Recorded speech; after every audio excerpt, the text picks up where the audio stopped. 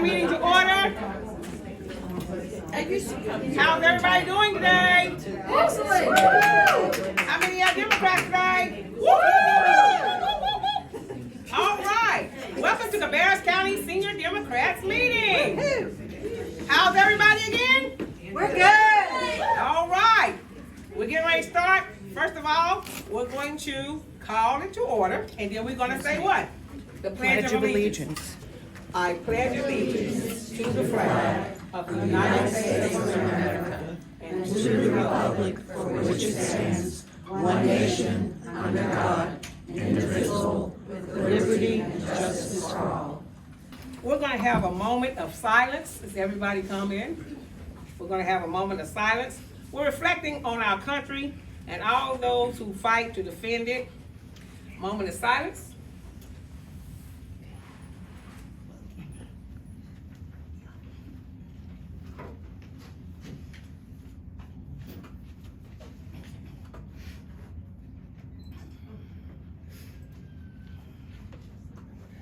Thank you, everyone. All right. I am getting ready to introduce Mackenzie Reddy-Bacon. She is Cabarrus County Chair. Miss Mackenzie. She's, hey. Welcome. Chair of Cabarrus County. Now listen up. We're going to have to help a lot of people this year. By doing what? Knocking on doors? Making phone calls. What else? Money. So, introducing Miss Mackenzie. You have the floor. Thank you so much. Hello, Cabarrus County Senior Dems. How are y'all? That's a little weak. You guys come to breakfast. You can do better. How are you guys doing today? First by saying happy Women's History Month, y'all. There are so many women and elders in this room who have been doing the good work and been in this fight for a long time, and it's through y'all that I am able to stand up here and do what I do to lead you and keep my eye on the prize, even when it's a little hard. So thank y'all from the bottom of my heart for being here and doing what you do. And it's my great pleasure to introduce to you my good friend and organizer's organizer and state party chair, Anderson Clayton, y'all.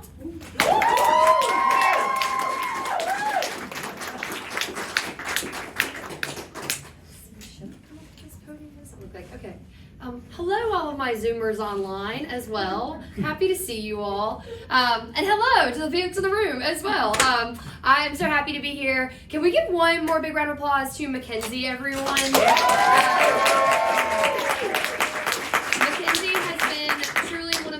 County party chairs, and I always like to remind folks that county party chairs are unpaid laborers in this party, just like my precinct chairs, just like my auxiliary chairs, just like everyone else who does the hard work and the work on the ground. And so thank you from the bottom of my heart for the work that you do. I know that tonight is a Thursday night, and you could be honestly choosing to spend your time anywhere else, and you're choosing to be here with us. And so I recognize that after the last 3 years that we have been through a pandemic, and we've seen that time is the most finite thing that we have, that choosing to be here and giving your time to this party is something that's not your job. It is my job to be here. So just thank you in every way for showing up tonight and for giving us a little bit of that hard-earned space and that hard-earned time in your life. I really appreciate it. I'm really here tonight to basically give y'all a little bit of an update about what the Democratic Party is doing. I'm happy to answer any questions that y'all have, but I first and foremost want to lend the floor or give the floor maybe to any candidates that we have running tonight, folks in the room here that are maybe representing a campaign, and then also some of our elected officials. And I know I saw our wonderful councilwoman from Harrisburg in here in the back, and so I would love to start with Miss Glover, everybody, if you're all right with that.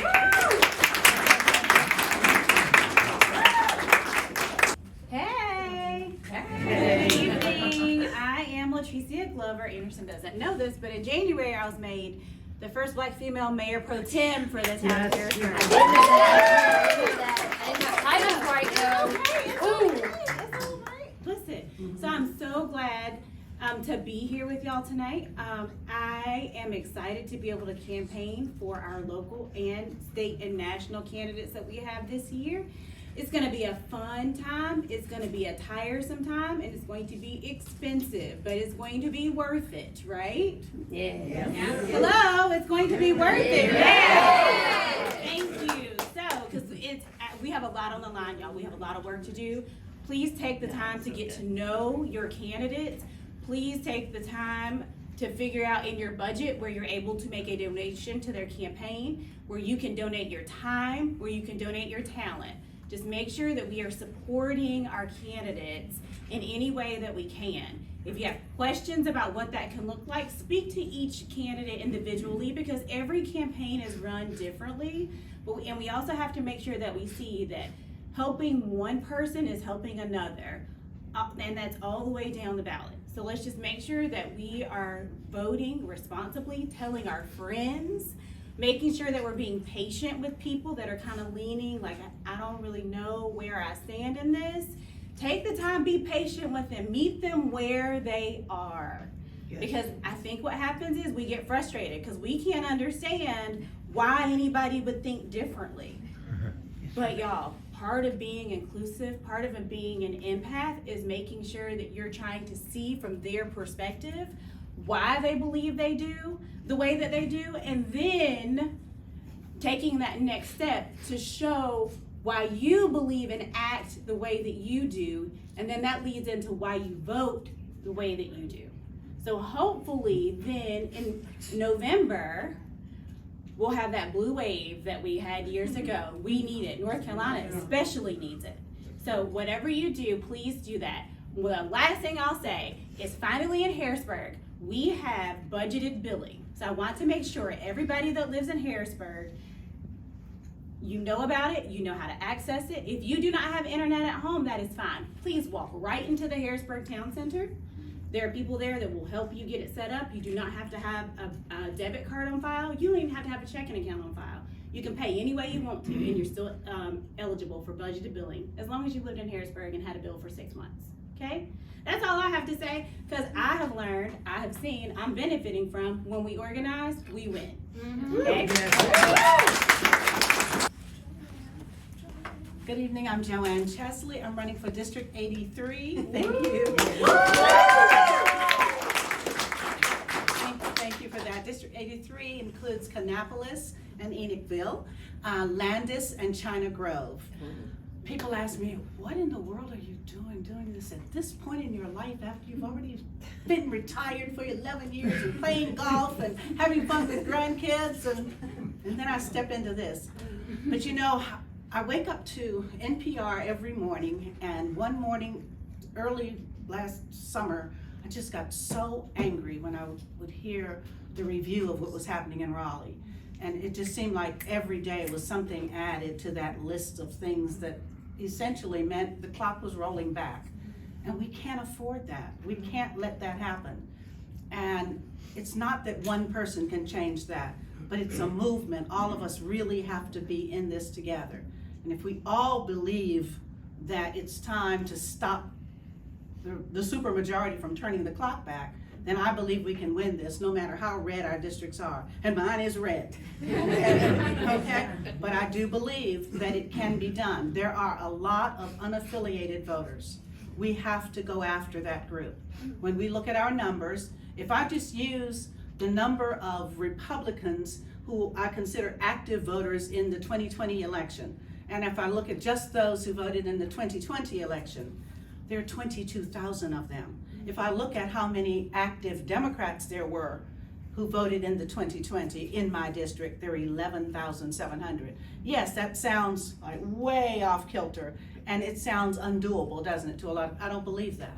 I believe it is doable because we have a lot of people not registered. We have people who are inactive, being registered, but they sit home. We've got to get them out. And then we have unaffiliated voters. So let's do it. Let's do this. Okay. We have a kickoff coming up. Thank you.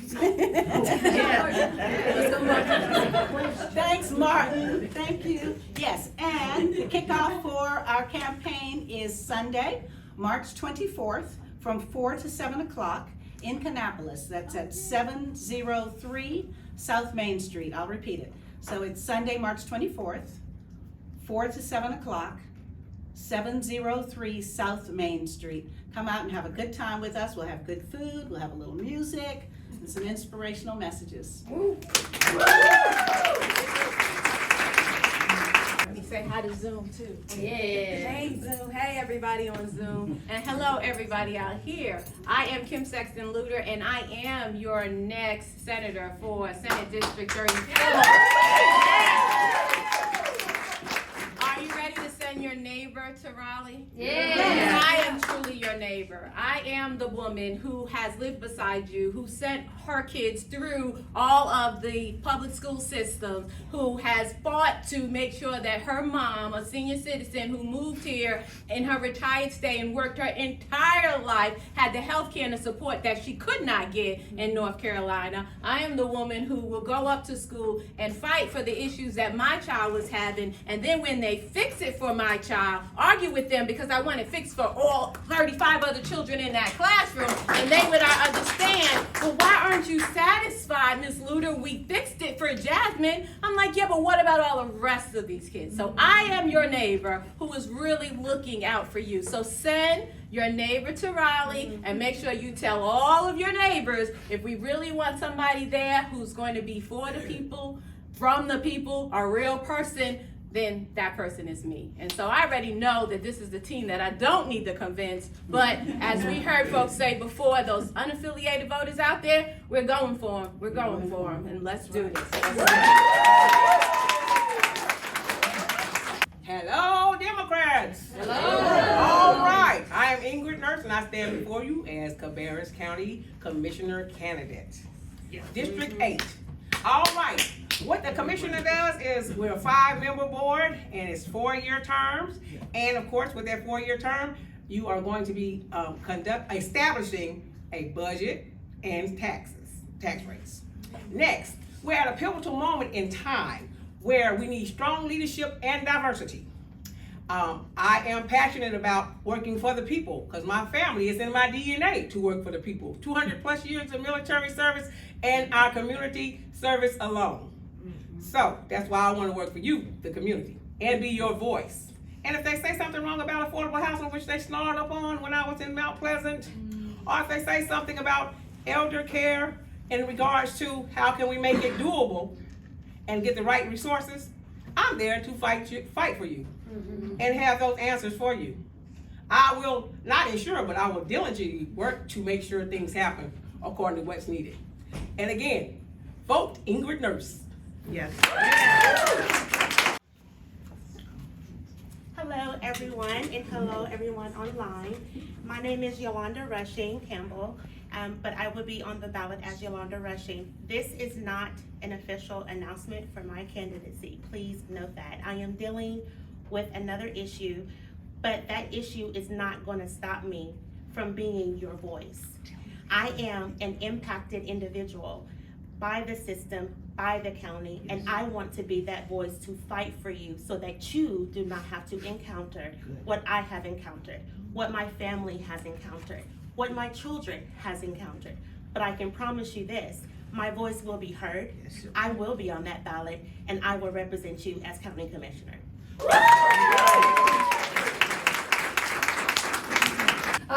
And we've also got Josh Rush here, who's representing Natasha Marcus's campaign, who is running for our Commissioner of Insurance, which is going to be on your statewide slate of candidates this year on the ballot. So, Josh, do you want to say anything? Yeah, really fast. Yeah, please, come on. So, I was just saying, Zoomies. hey everyone. Commissioner of Insurance is one of those races that you talk to people about and they immediately go, we like that? Which, like, yeah, we do. And especially for seniors, this is one of those extremely important positions. If you're a homeowner, you've got to have homeowners insurance. If you drive a car, you've got to have auto insurance. This is an issue that affects everyone.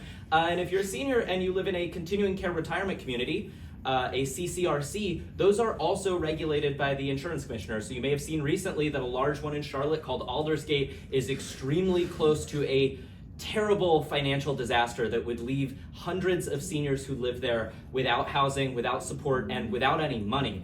And that's because our current insurance commissioner, Mike Causey, is completely asleep at the wheel. He has allowed for 19 straight rate hikes to your insurance, to my insurance, to everyone in the state's insurance. and has failed in his oversight and regulatory reform role. So here's the deal. What we're going to do this year is elect Natasha Marcus. She's a 3-term state senator from Mecklenburg County, not too far from here, and she is committed to doing what's right, returning transparency, returning accountability to the Department of Insurance. We need everyone on board if we're going to do it, though. So like everybody else has said, I know you're all on board. I know you're all into it. So what we need from you is to head to the website. I've been passing out some flyers back there. If you haven't gotten one because you're up in the front, you'll get one later. NatashaMarcus.com. If you can donate, if you can volunteer, if you can support us in any way, we would so appreciate it. Or at the very least, just sign up for our emails. Let us tell you what's up. Thank you so much, and please vote for Natasha Marcus. Thank you. I think that's everybody. I also want to give a big shout out to one of Cabarrus's own, actually now works for the state party, and so we're very excited to have Catherine Jeans as our digital sort of creation director in the state party. They have been such an advocate for Cabarrus County.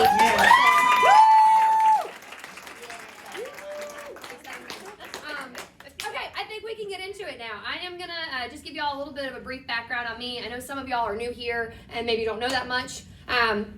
And then I'm going to get into a little bit about what the state party has cooking right now and what we've been up to over the last couple months just in headquarters. But I am from Person County, so that's where I came up from today. I heard somebody be like, it's a long drive from Raleigh, and I'm like, it's a long drive from Roxborough, actually, which is important for folks to know because I still live in my hometown. I tell people that growing up in a rural community means that you get to go back and touch grass when you're not in Raleigh every day because the folks there oftentimes live in their own little bubble of sort of like, how are we playing power instead of actually, and playing with politics in some ways too, instead of actually talking about what can advance people's lives. And so I really took my own route away from rural North Carolina, and I went to Appalachian State. I worked for national campaigns when I graduated. I literally took the approach of like, I had to get the hell out of rural North Carolina, excuse my language. But I think a lot of young rural people that grow up in places that look like Cabarrus or that look like Union County or Person County, where I'm from, oftentimes feel that way because there's not a lot of opportunity for the people that grow up there, right, to stay there. And something that I'm really excited about is the fact that the Biden-Harris administration is one of those administrations that's actually invested a lot of money in places that look like Cabarrus County.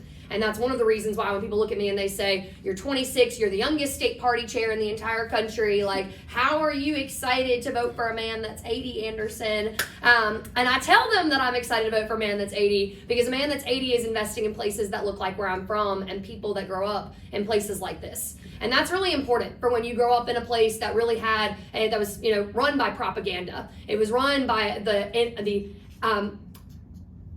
inaccess, I would say, to good education, right? And what we've seen across rural North Carolina and North Carolina in general is the decline of public education. And that's been strategic on the part of Republicans in this state. And it's been something that they've said, Democrats, the era of Terry Sanford and Jim Hunt, the era of this party that once built the education system that we currently have, the UNC system that's been lauded across the country. It was the first of its kind ever to exist, actually. And when we look at what the legacy of Democrats has always been, it has been to educate people. Because to quote our president, any country or any state that out-educates us, out-competes us. And we know that.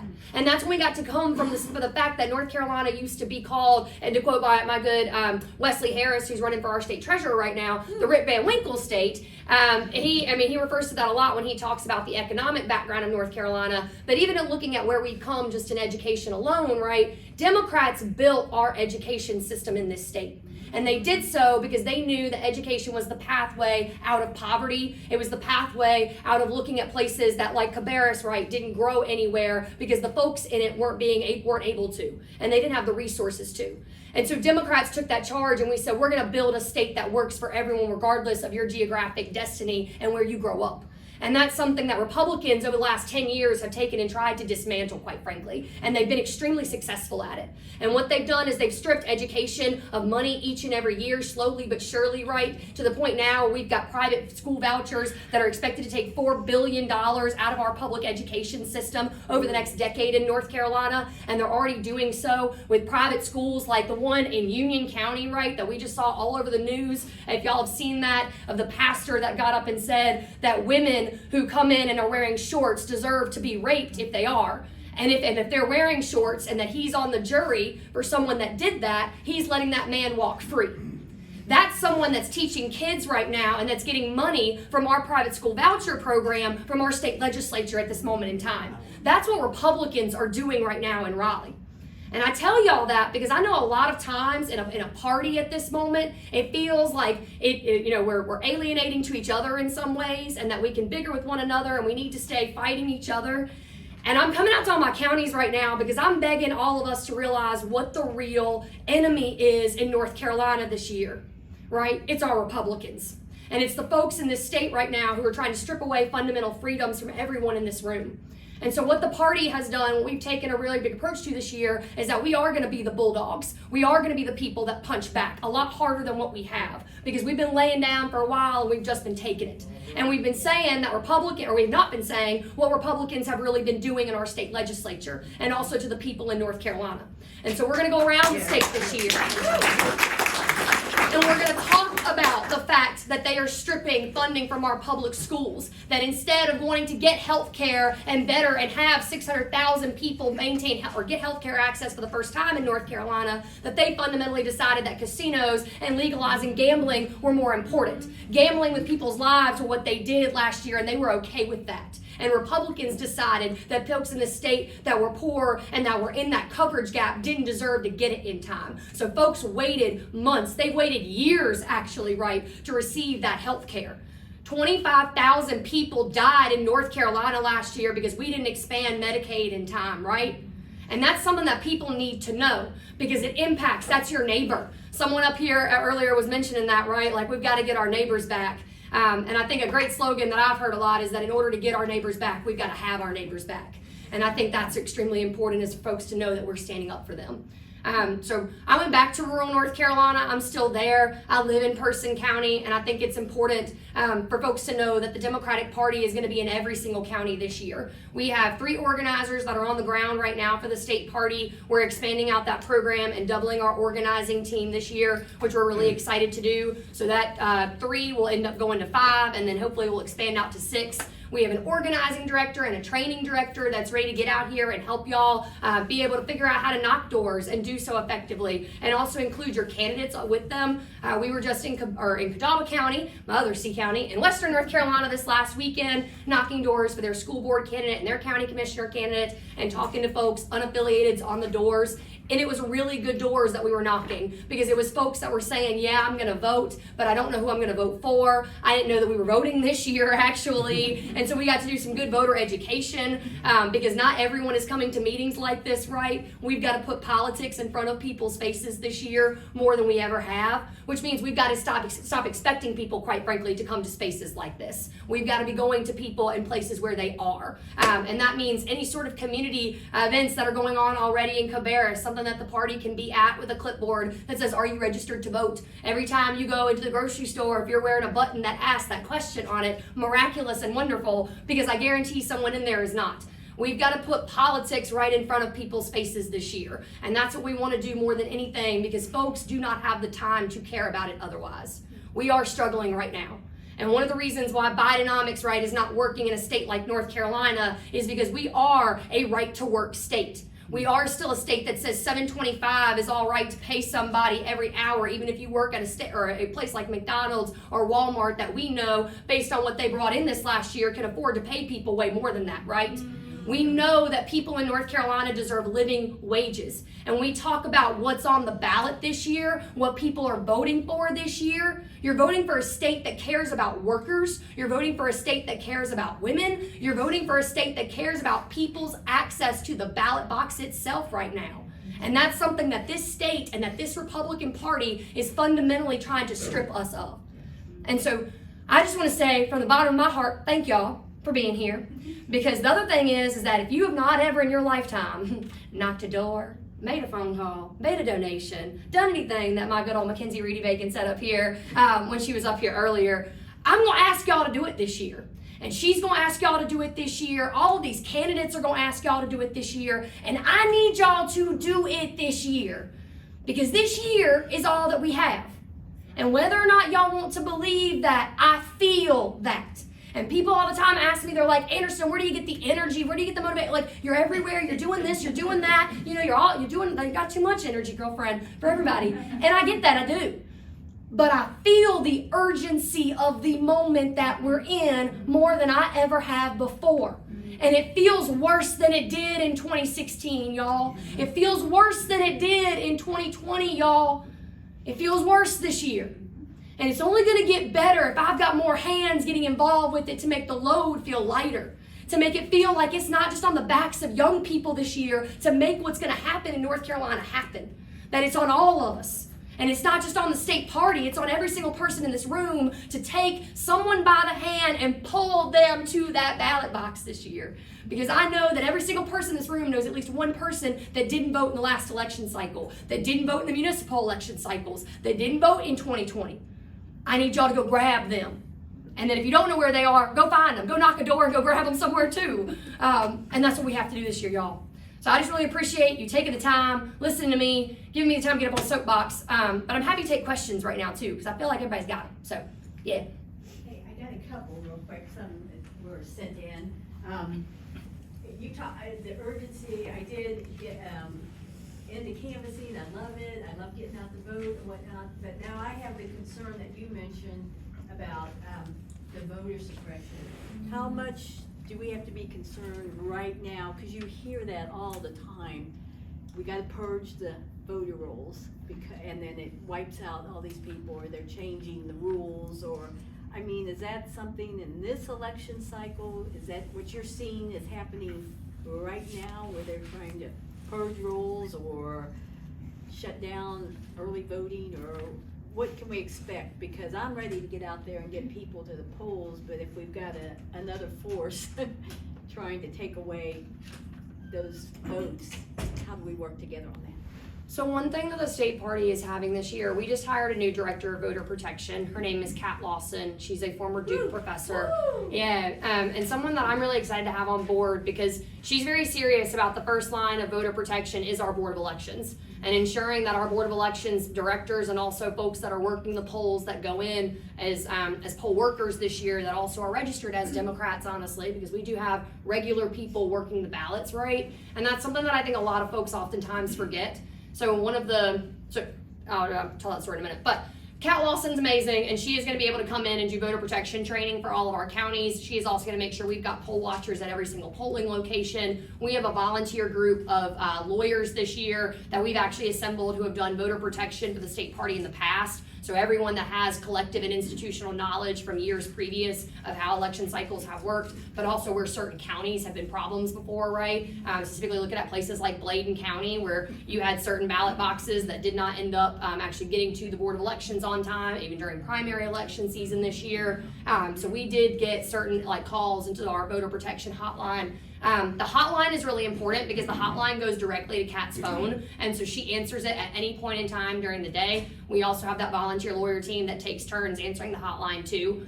So that's something that we're going to have out everywhere. One of the problems that we had for just primary elections this year is that we had a student, it was in my hometown of Person County, right? And we had someone that their college ID was turned away at the ballot box, or at the when they went in to say this is a valid ID to vote with.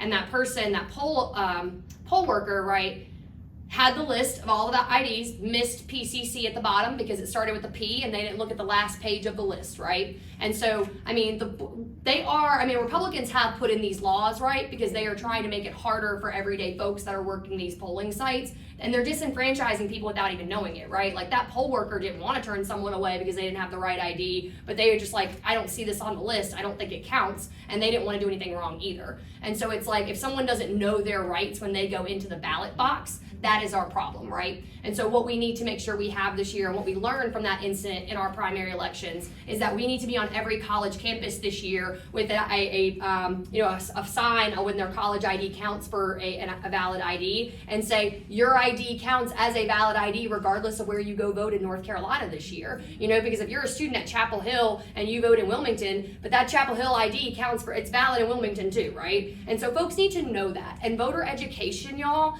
is the biggest. When people look at me, they're like, what gap can the party fill this year that candidates won't be doing, that C3s and C4s won't be doing, that other areas won't be doing? I'm like, voter education. And voter education in the ways of just educating other Democrats Democrats. What does this look like, and what do these laws do? And that really is something that we're going to work on as a state party, of making sure we have good trainings for you all to come to, and that we have regional trainings for you all to come to in person if y'all would like to also make sure that's really dug in people's brains. But the other side of that is like still some of this is up in the air, right? You know, a judge came down the other day and said that the voter ID was like, that's still caught up in courts right now at the Supreme Court level. And then we've also got the Board of Elections appointments that are also caught up in the courts right now too. And so some of this stuff is subject to change. And as soon as we know more information about it, y'all will also have it as well. That's a long answer, but I hope it helps. Thank you. Yeah. Thank you. And then the second one, real quick, is I attended a Zoom meeting. It was a National Democratic one, and on that they had videos of different officials. And one of them was an official for battleground states, and North Carolina was listed as one of that. And they're going to be putting a lot of, is what they said, a lot of money and resources in this. Is that something that is going to be happening soon, and how do we coordinate? Is that something that's going to be coordinated on the precinct level, or how do we hear about that or work with that? Yeah, TBD on that. There's a lot of interesting information about what the coordinated's going to look like in a presidential election year for folks in the state. Biden is still hiring up staff right now in North Carolina, so his senior level folks are on the ground. We've got a state director named David Barrios, and then we've also got 2 senior advisors for the Biden campaign. They are looking to put a good and sizable investment in North Carolina. I will be honest with y'all though, I'm still one of those people that says I'll believe it when I see it type of person. And so I want to make sure that we're doing everything that we can to start up canvases early, to get out and knock doors early for folks. And I'm one of those people that's like, we don't rely on anybody to come in and save us, we save ourselves. But so we're starting that up early, which is also why we put money into organizing now too. Like I got told that the Biden team is expected to hire up like 300 to 400 folks. And I just think like, you know, that could be April, that could be May, that could be June or July, that could be, you know what I mean, like a little bit. And so I'm like, okay, we need to make sure we start a coordinated campaign now in the sense of like getting people trained, getting volunteers out on the doors, coaching, honestly, our candidates on how to do that too, and making sure they feel confident on the doors as well. Because I do believe, and I'll say it over and over again, I think Joe Biden gets elected in North Carolina this year from reverse coattails. I think it happens from the work that people, the exciting folks that we have down the ballot, they're going to actually be really inspiring to folks to come out and vote for the person at the top of the ticket in a lot of ways. And actually run for something, which is a national organization that encourages young people to run for office. What they've, and people, young people being like under the age of 35 is how they define that right now. But they did studies that were actually showing when we have young people running for office at the local level in an election year where you've got someone at the top of the ticket, that it actually helps turnout amongst young voters by almost 60%, which is very exciting to say. If we want to get young people to turn out, got to give them young people to vote for, which is kind of interesting and kind of cool now that we got some of those stats, because maybe people will believe us now. But yeah, so hope that answered that question. Yes, sir. Yeah, so I wanted to hear if the party is taking seriously the future Tricia Cotham situation. She is not the only person to have done that nationwide. There were about 2 other candidates that campaigned as Democrats, won those primaries, and then when they got into a House or state office, they switched parties. And so I really feel like she robbed her voters in that situation. I'm coming up to the call. Okay. She did. And so are we asking candidates to sign a pledge or something? So this is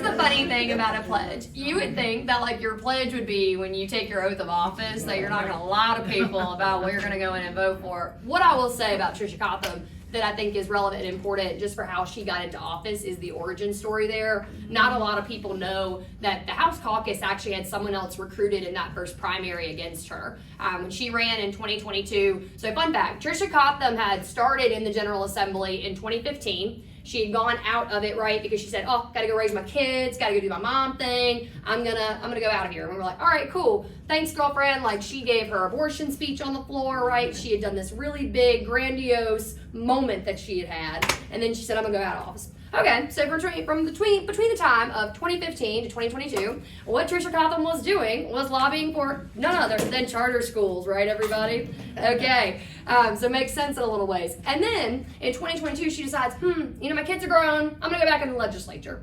Okay, well, the House caucus had already recruited Dr. Yolanda Holmes into that primary, right? And so Dr. Yolanda Holmes is a wonderful woman out of Mecklenburg County, was originally gonna run in that seat. Tricia Cotham comes in, has some funding, right? Beats Yolanda Holmes in that primary.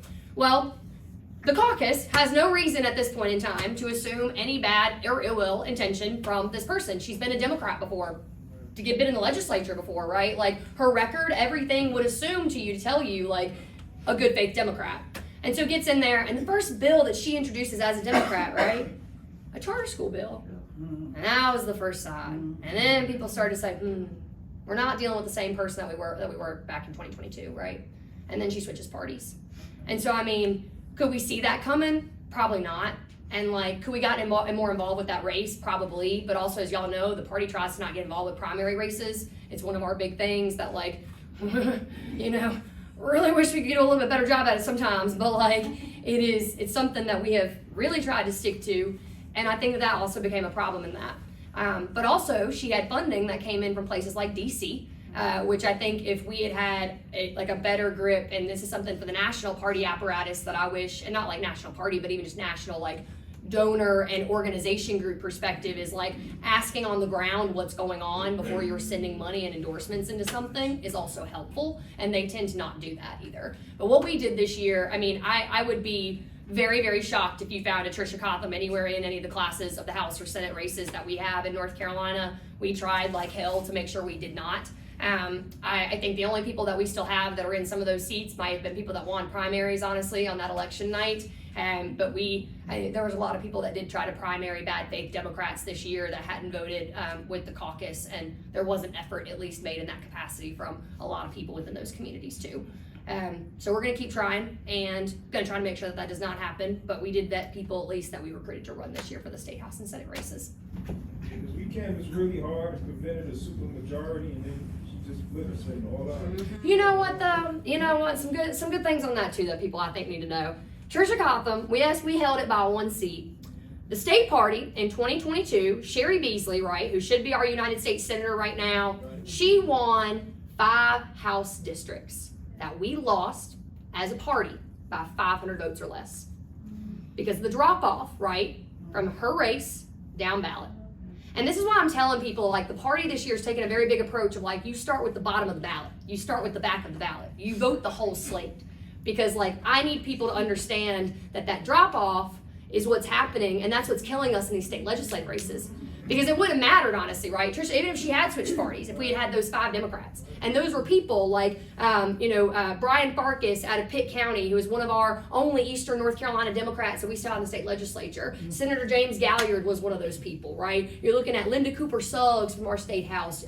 Ricky Hurtado, right, out of Alamance County that lost by literally 500 votes. And it was like, those are boots on the ground efforts. It's one of the reasons why right now with the Project 100 and the organizing that I was talking about, we're getting out early and we're knocking the doors of people that would say, like, you only show up 3 weeks before an election cycle every time. And I'm like, hey, I'm here 8 months before an election cycle. What you want to tell me now?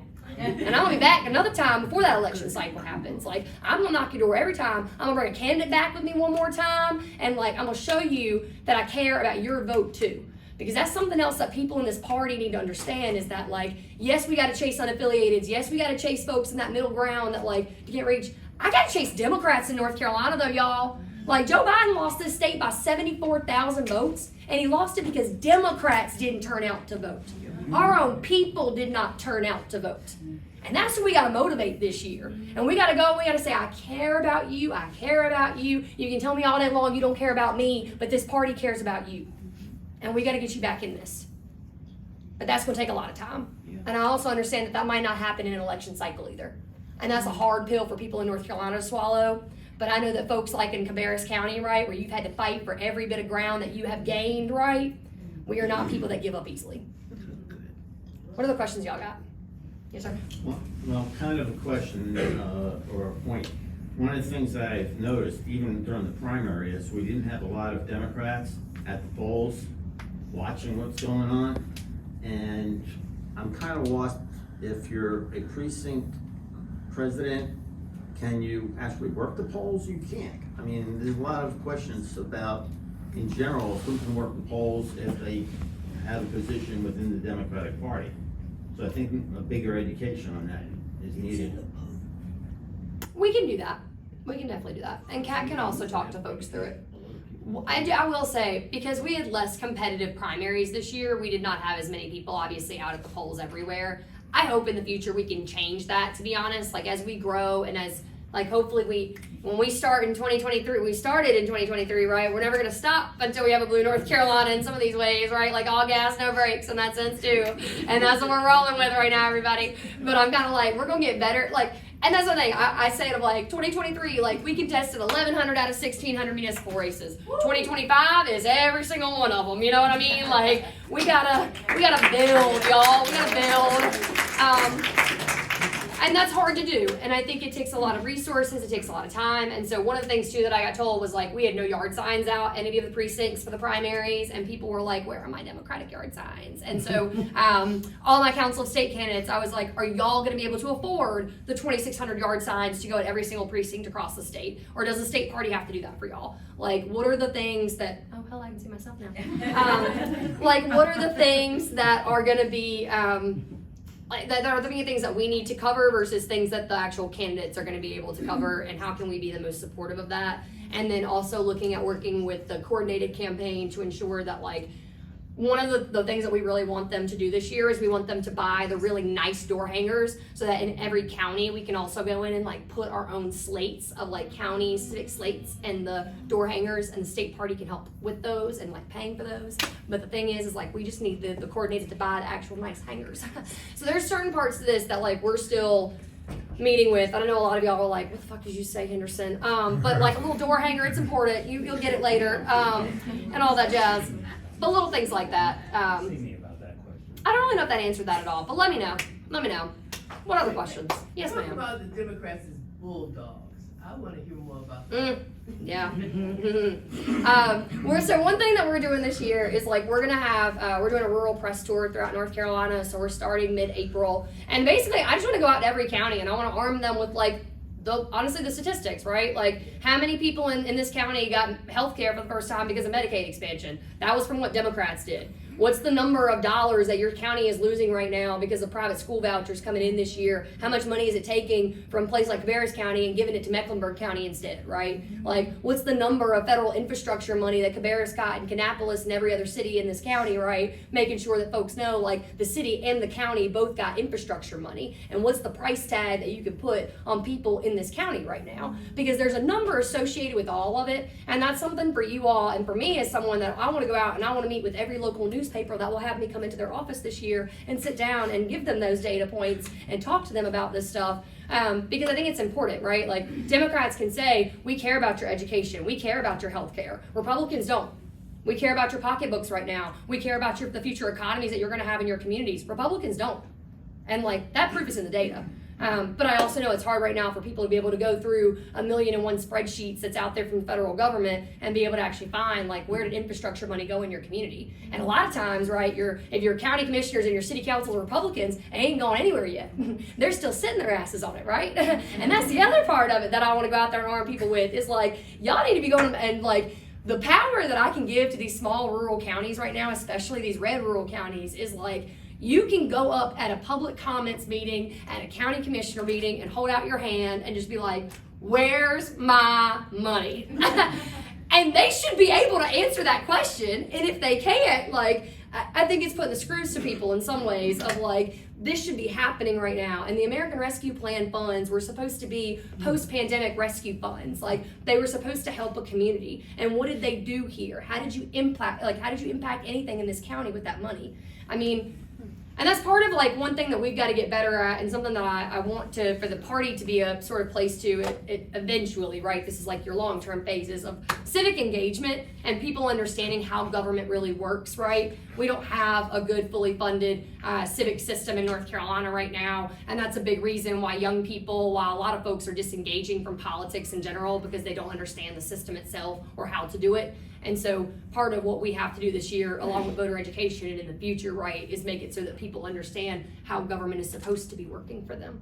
But this could be a part of it. So that's Dems as Bulldogs, in my opinion. And that's arming all my county party chairs to go out there and be able to do the same thing too, of like that little grit. Yeah. Do you remember when Josh Stein had something called Civics with Stein? I don't know. Yeah, what I'm thinking, some people missed it. I think he only did it on Facebook.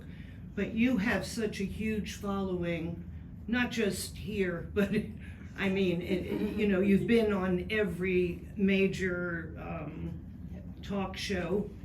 Not MSN, you've been on everything. People know who you are. But I'm thinking, what about just a 30-second kind of a lesson, something that you do? Because your voice is amazing, your passion is infectious, okay? And just the way Josh, I kept some of them, you haven't seen them, but it was a weekly Civics with Stein, because they cut that out of the public schools. They cut this thing's been going on almost 40 years that they've been planning. The Republicans, it's just gotten to the point where they found someone who's crazy enough to, you know, invite fascism in this country. But civics, something catchy with your name, and 30 seconds, we'll videotape it. He's cringing. I'll do it. Okay? But something just out there, maybe a real short. Get it on. You get it out there. Send it to me, Andy. Send me Civics with Stein. I'd like to see that. Civics with Stein. If you can't, let me know. I keep everything, but I have it. But I was very impressed with that tactic for him. He was running, and that was one of his campaign things. This voter, just in general, he didn't say vote for Civics with Stein. What's missing in our public schools? Cool. I like it. Yeah. And the other thing is just, even Patricia's mother didn't expect what was happening.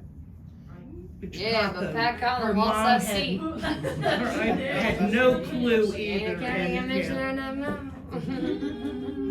Also, April 6th, so this is something too around that. Nicole Sidman is who's running in that seat this year in 105, and so what we are doing is we're going to do a weekend of action in Mecklenburg County in her district around choice and just advocating for folks. Nicole Sidman's big message is like, your legislators shouldn't be people that can lie to you. And so I think that you would really resonate with like what she's trying to put out in that district this year. It's a D+1 district. Or no, an R+1 district. So it's a little bit of a toss-up in that way too, and it is gonna be one of our competitive districts this year. But we're gonna be out there that weekend. We'd also love to launch like a sister canvas in Cabarrus too, and be able to have something like that going on as well in all of our counties. But there'll be more information from Mackenzie coming out about that soon. Yes, sir. Dinner at the Cotton House was open. What do you say? No idea. Yeah, my question is this, is the party going to do anything to address the Hispanic population? I know my neighbors are Hispanic, they're dreamers, they cannot vote. However, they have children, and now some of those children are of age to vote. During the primary, I spoke to my neighbor's son. I thought he was older, but he told me he was only 16. But he said he didn't know about voting. He had no interest in it. No one had ever addressed that with him. And I think it's interesting that even though the parents can't vote, the children can vote for the parent, because they're talking about the issue that they have with the Hispanics now, and the dreamers. They could vote for those candidates that would support the dreamers. Yeah. And especially when you see like immigration popping up as one of the biggest issues for exit polls right now, it's also because people are like, why are we not defending the people who helped build our country, right? And that's a really big aspect of this. We have a Hispanic caucus that just got started back with the state party. It kind of been a little bit of like a stage. But Alvaro Reyes is the new chair of that. And one of the things that when I was in Catawba last weekend, like I talked with a lot of people that I could not actually communicate with because I don't speak Spanish. And so I was marking doors as like inaccessible because of a different language so that we knew to go back and knock those doors again. But also bringing up like having the Hispanic caucus come out and do a canvas with us and actually having folks like our caucuses at the state party have never really been utilized like that before. I think this year they are transforming in a lot of ways because we've kind of been like, we'd love to be able to partner more with our caucuses, our senior Dems too in that sense, but specifically like our AAPI caucus, our African American caucus, and then our Hispanic caucus and Native American caucus in order to be able to do outreach into those specific constituencies. And so I know the Hispanic caucus would love to partner with Mackenzie and do something like that up here. The other thing I'd tell you though, he's lucky to have you as a neighbor. And like that's also part of what we're gonna need this year is neighbors reaching out to neighbors and helping them understanding like, hey, I care about you and your right to vote, because even if we knock that person's door, they might not trust us, right? They might not think that we're the people to talk to about registering to vote. And especially if you do have people in your life that are dreamers, or if you do have family that's undocumented, who you trust is something that's really important, right? And with that information especially. And so a lot of times people are not going to say that to someone else, especially a stranger or someone that looks like me with a clipboard walking up to your door, you know what I mean? Like, genuinely, like I've gotten accused before of being social services when I walked up doors and like people will turn you away. So I mean, it has happened, and I just think you've got to be mindful too of like the places that you can approach people in their lives and like where you're gonna have the best sort of impact to do that with. So I know that he probably really cares about the fact that you took interest in like, how old are you, can you register to vote yet? And like, can you tell me a little bit more about that? But that's really awesome of you. Anderson, really quick on the Hispanic piece. So I've connected with a family, connected with a Hispanic family who has asked how they can be active here in Cabarrus, and he has reached out to his family. So hopefully they'll be joining us in April at our breakfast. I don't think this Saturday is the time for them to come. So, but we're hoping that that will help us with our Hispanic vote, because he reached out to me asking, hey, this is scary. Like, what can we do? And I was like, oh, I'm so glad you reached out to me. There's a lot. The like high traffic canvassing effort of like Hispanic grocery stores and making sure that like all of our candidates have got literature and any of like the more frequented community locations that you'll find folks at too are great ways to like go in and build like relationships with those business owners first, and then really make an ask of them later on in that too. And so that's something that we're going to try to encourage more folks to do as well this year, just from the candidate side of things, because it's a big, I mean, we want small business support this year, but we don't want it to seem like it's a transactional support, right? So there needs to be a real relationship build of like, this is what Democrats can do for small businesses. Actually, like, that small businesses are 50% of the nation's workforce right now. And honestly, the money that's being pumped into your communities from the Biden-Harris administration has allowed a lot of the PPP loans that people got and a lot of the forgiveness that folks got with different small business opportunities from the pandemic too. So there's also ways that we can talk about that for folks as well. Yes, Captain Jones. Anderson, this is Sabrina Berry on Zoom, candidate for District 82. Quick question about our Spanish communities and our palm cards. Is there anyone in the party that can translate that over to Spanish so that we can have that material to hand out? Yep, the Hispanic Caucus is happy to help with that. Ana Rios and Alvaro Reyes. I'll make sure that Mackenzie's got their contact information for you, Sabrina, too. Okay, good. Okay, I was like, wow, I was like, is that something right? My bad. There might be a delay, Sabrina. Whoopsies. But thank you. But yeah, there will be. Thank you. I won't last. Alvaro Reyes Martinez. He lives in Greensboro, but he actually works for the Kannapolis city government. So he's one of ours now. We're taking him, and so if you need to get in contact with him, also like ask him questions about Kannapolis if you're a Kannapolis resident. So the chair of the state Hispanic American Caucus works for the Kannapolis city government. The big Kannapolis, y'all. The big Kannapolis. Cool. Okay. We'll have to get him to one of these meetings, maybe. Capital of the United States of America. I have a strange question. Is there anybody, any entity, any group, any within your, either your work that you do in Raleigh or that you're aware of at the national level, who is taking the information that Trump and his minions are coming up with and translating that, looking at, I know when you look at MSNBC, CNN, whatever, that they have, someone going, these are the lies, this is the truth, this is the lies, this is the truth. And when I see that, the old teacher of me thinks, if there were some way to boil that down to some bullet points of, this is false, this is the truth, as far as some numbers, that's something when you're, I spent 25 years working with retired Kannapolis City Schools, so K-Town is near and dear to my heart. And there's a lot of misinformation, and I am not with it enough to be able to quote a bunch of statistics to tell somebody, except, well, that's a lot of, bad word. So that's just a question, and if it's not occurring, maybe a recommendation, along with the hang cards, if there were something that we could have, others that we could have, that would be, we could hand to somebody in their own time, they could sit there and read it. I think it would be helpful, because a lot of people have been swayed or being swayed. People who are already MAGAs are probably gonna stay MAGAs, in my own opinion. But the other people that are bringing in, one group of whom is many Hispanic folks, is through lies and through misinformation. So that's just kind of a question and statement combined. Yes, I would say, like, there's a lot of talking points right now. I think we could probably distill it down better and easier for folks right now. And that could be something that we could take on and do. And then the other question that, I know, like, Biden's gonna have a lot of, like, ads that go on television this year too, a lot of digital ads that talk about his record in comparison with Trump. And so I think, like, the radio waves like that, the airwaves, are gonna be pretty covered with it. But for the doors, I think, we could be able to do something like that from the state party level. Good suggestion. Okay, my concern, one being a grandparent of a challenged child, have the Democratic Party thought of using some of Trump's derogatory actions, such as when he ran in 2016, he made fun of the Disabled man, I think he had CP. He just made fun of President Biden's stutter. My concern is if this man gets reelected, one of his actions is going to be, just like Hitler,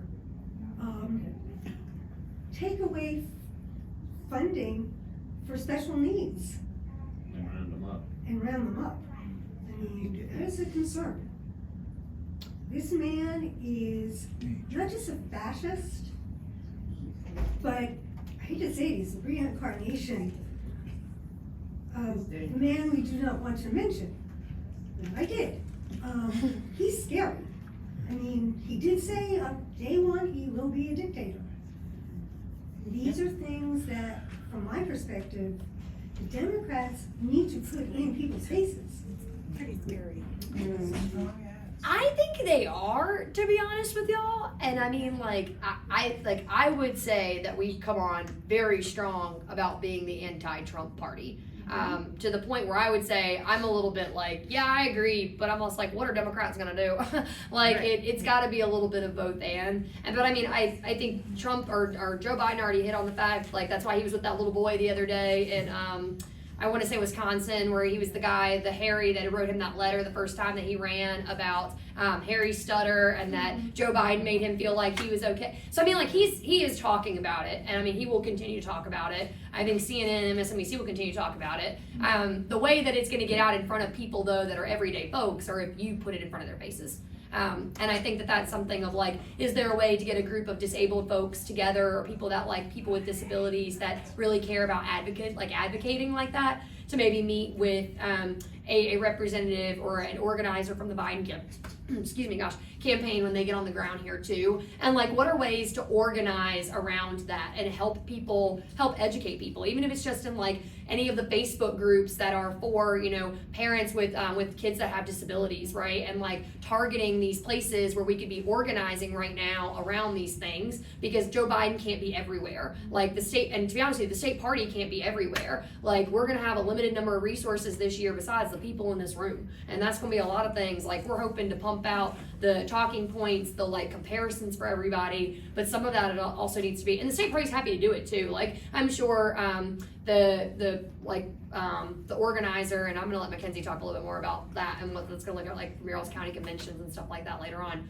But just like the state party is gonna be putting an organizer in the like Mecklenburg, Cabarrus, Union, sort of Gaston, that area too here shortly. The expansion of the organizing program that I was talking about, one of those people will be here. The other one is gonna be in Don Davis's district in northeastern North Carolina, because that is our other competitive congressional district this year that we really need support in right now, to be honest with y'all. That's also our black belt of the state when we're talking about statewide apparatus and where some of those rural voters are gonna come out from and need to turn out from. It's those counties. But going hard on both of those things. So happy to think more through it with you, but I think that's important. Probably have one time for one more. Anderson, on the Zoom here. No better time to make an introduction than now for myself, Rod Cerullo, running for Cabarrus County Board. And this is my mission. This is why I run. My daughter has situationally, I am a father that advocates for my daughter on a daily basis. And, locally, I will do that for every child in the similar situation and beyond. So I just want that to be known. You've got somebody on the ground here in Cabarrus County.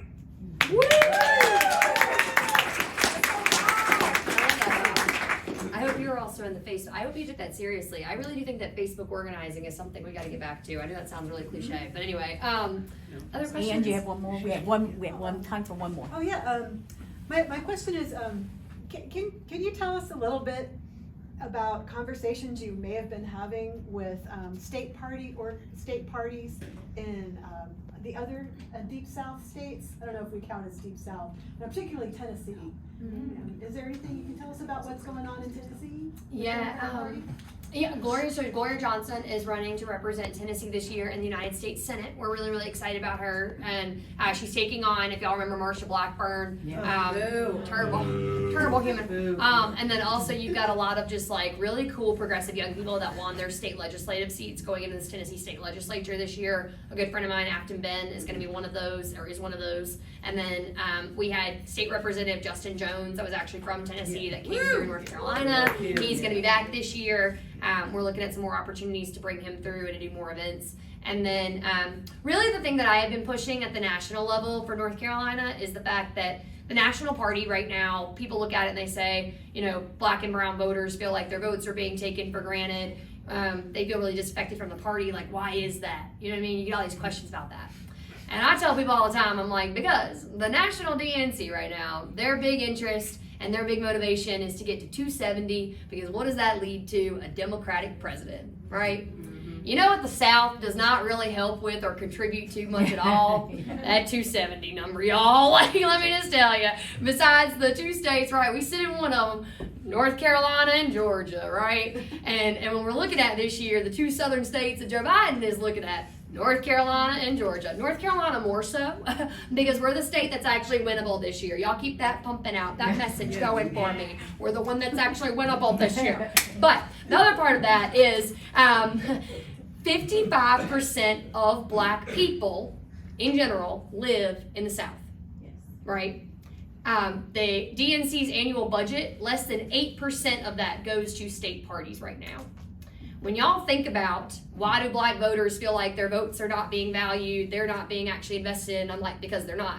Because once again, 55% of black people live in this region. If we are not being invested in as a region, those voters are not feeling that impact. They are not feeling that support on the ground. They are not getting those time and energy and those resources. And we're not able to do what we need to do to actually build back the bench.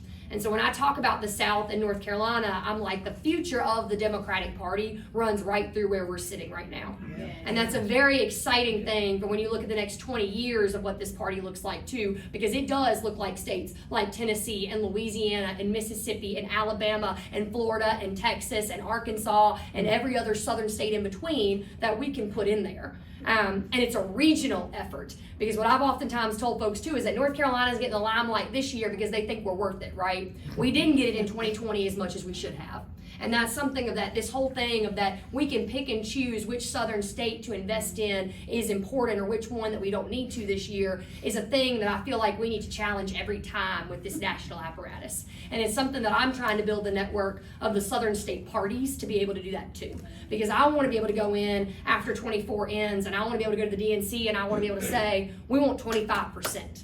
State parties want 25% of this annual budget, and we want to be making sure that most of that money, right, is going to boots on the ground organizing, because we know that right now the South are not red states, we are unorganized states, and so that's a big part of it. Right. You all are a big part of that message, and taking that everywhere and making voters feel like this is a regional fight that we are in. The fight of saying, to Justin Jones's credit, something that he says a lot, it's not that the South is going to rise again, it's that the South is going to rise anew. And how can we be part of that? So thank y'all for being here tonight. And thank you to my Zoomies. Thank you, Rob, for running for office. Rob. A big thank you for everybody coming, and for Anderson, don't go anywhere, for coming. We want to thank you for your inspiration, your motivation, and we're looking forward to working with you. We just wanted to give you a little thing of appreciation for all your travels that you have to do over the state.